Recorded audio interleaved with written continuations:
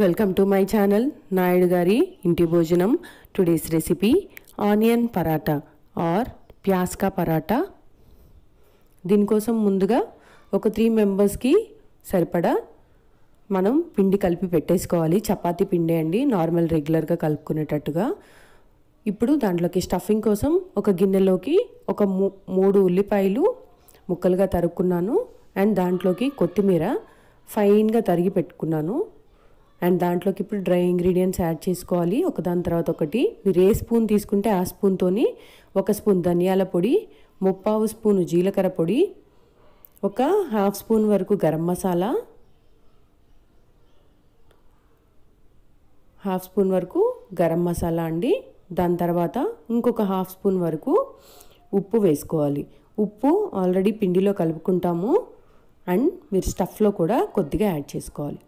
Add చేసుకున్నాక ఈ dry ingredients ఇంకొకటి యాడ్ చేస్తానండి. డ్రై ఇంగ్రీడియంట్స్లో ఏంటంటే పుట్నాల పొడి ఎలా చేసుకోవాలంటే, మన దగ్గర రోస్టెడ్ చనాదాలు ఉంటుంది కదా, దాన్ని ఒక్కసారి మిక్సీలో వేసుకొని బ్లెండ్ చేసుకోవాలి.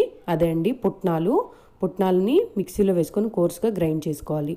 అది ఒక 2.5 స్పూన్స్ వరకు దీంట్లోకి వేసుకొని మెల్లగా కలుపుకోవాలండి. నలిపినట్టుగా కలపొద్దు. నలిపితే మీకు నీరు వచ్చేస్తుంది ఉల్లిపాయ నుంచి. కాబట్టి జస్ట్ ఊరికే అలా కలిపి పొడిగా కలుపుకోండి. డ్రై ఇంగ్రీడియంట్స్ కలుపుకోవాలి ఫస్ట్. దాని తర్వాత వెట్ ఇంగ్రీడియంట్స్ యాడ్ చేస్తాను. అంటే మీరు ఇక్కడ కారం కోసం కారం వేసుకోవచ్చండి.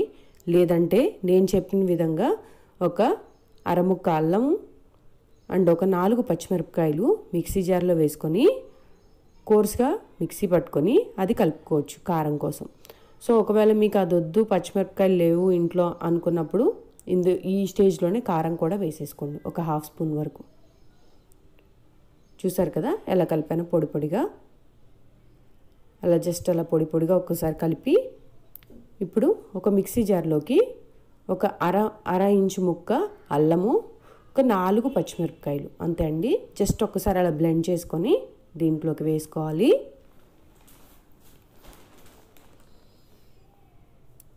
చూసారు కదా, ఆ మాత్రం పేస్ట్ అయినా వేసుకోవాలి. వేసుకొని జస్ట్ దీన్ని ఒక్కసారి మళ్ళీ కలుపుకొని పక్కకు పెట్టుకోండి.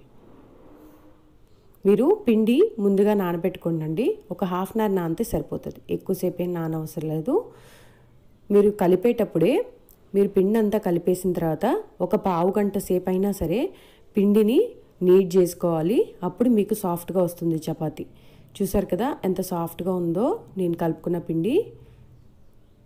ఇలాగా చపాతీ పిండిని కొంచెం మైదా వేసుకొని ఇలా ప్రెస్ చేసుకోవాలి.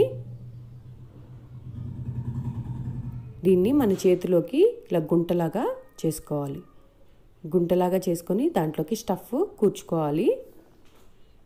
మీకు ఎంత పట్టిద్దో చూసుకొని దాన్ని బట్టి వేసుకోండి. మరీ ఎక్కువగా కూర్చుకున్నారంటే మీరు చపాతీని మరీ పలుచగా చేయొద్దండి. కొద్దిగా మందంగా ఒత్తుకొని దాంట్లోకి ఈ స్టఫ్ని పెట్టుకోండి. అప్పుడు మీకు బయటకు వచ్చేది.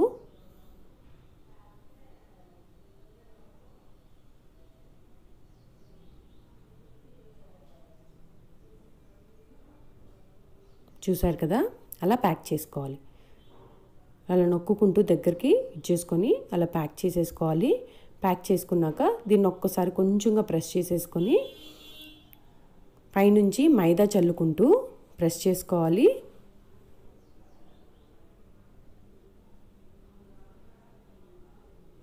చూసారు కదా, మైదాతో చేసుకున్నారంటే మీకు గట్టిగా రావండి. చపాతీని ఎప్పుడైనా సరే గోధుమ పిండితో ఒత్తుకోకుండా మైదా పిండితో ఒత్తుకొని చూడండి, మీకు ఆ డిఫరెన్స్ తెలుస్తుంది. పూరి అయినా అంతే అండి, మైదా పిండితో ఒత్తుకునేటప్పుడు. చూసారు కదా అలా జెంటిల్గా రోల్ చేసుకోండి. మరి మీకు ఒక విషయం చెప్పాలి, ఇది మందంగానే చేసుకోవాలండి. చపాతీలాగా పలచగా కాదు, కొంచెం మందంగా చేసుకోవాలి. లేకపోతే ఉల్లిపాయలు విడిపోతాయి బయటికి. కొద్దిగా అలా పైకి వస్తాయండి, ఏం కాదు, కాలుతుంది మంచిగానే. కాస్త మందంగా ఒత్తుకోండి.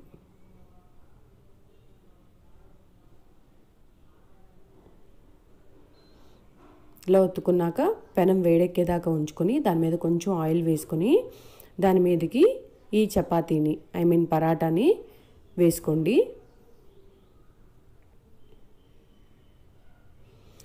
వేసుకొని మెల్లగా పైనుంచి ఆయిల్ వేసుకుంటూ 2 సైడ్లు గోల్డెన్ బ్రౌన్ కలర్ వచ్చే వరకు కాల్చుకోవాలి. ఇదంతా సిమ్లోనే చేసుకోండి, ఎందుకంటే మీకు ఉల్లిపాయ కుక్ అవ్వదండి. లేకపోతే సిమ్ కానీ మీడియం ఫ్లేమ్ కానీ దగ్గరుండి కాల్చుకోండి.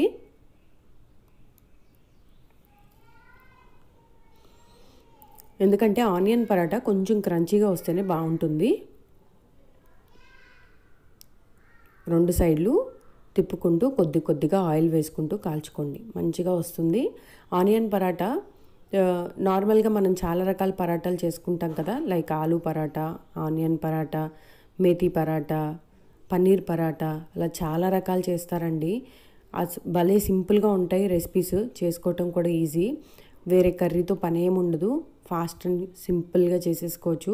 అండ్ ఆ స్టఫ్స్ కూడా మీరు ఎక్స్ట్రాగా తీసుకున్నట్టే ఇంటేక్కి, లైక్ ప్రోటీన్ ఉంటుంది పన్నీర్లో, ఆనియన్స్ కూడా మంచిదే మనకి. అలా ఏదో ఒక వెజిటబుల్ని ఇంక్లూడ్ చేసినట్టుగా చేసుకోవచ్చండి.